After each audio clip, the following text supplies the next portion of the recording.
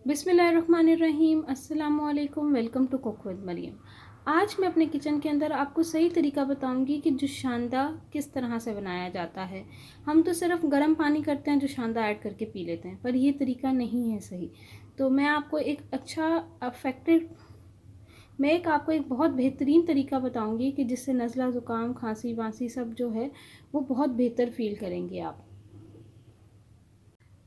अच्छा, एक चीज़ आप नोट करिएगा, जिस कप में आपने जो शांदा बनाना है उसको आपने लेना है, उसी कप का पानी लेना है, ठीक है। तो इस कप में मैं जो शांदा बनाऊंगी, इसमें मैंने अभी 1 कप पानी लिया है, तो मैं 1.5 कप पानी लूंगी, ठीक है। 1.5 कप पानी से ये जो शांदा तैयार होगा। तो यहाँ पे मैंने इसके अंदर 1 कप पानी डाल दिया है पतीली के अंदर, और आधा कप और मैं ऐड कर रही हूँ।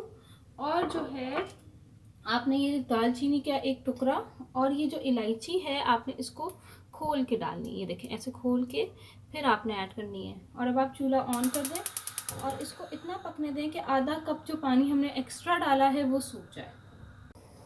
ये देखिए, आधा पानी खुश्क हो गया है और बस अब ये रेडी हो गया है। अब चूल्हा बंद कर देंगे।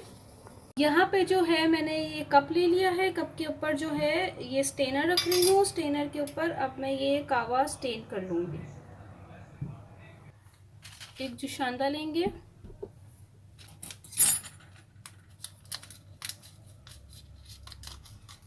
ऐड कर दूंगी। ये सही तरीका होता है जुशांदा बनाने का। आप सिर्फ पानी उबाल के जुशांदा नहीं डालें, और चाय में तो बिल्कुल भी आप लोग जुशांदा मत डाल के पिएगा, कोई फ़ायदा नहीं होता।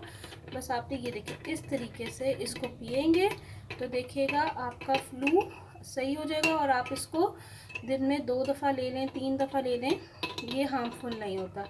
ये बहुत अच्छी चीज़ होती है। और बच्चों को भी आप इसी तरह से बना के दे सकते हैं, वो भी पिए, इसमें कोई नुकसान नहीं है।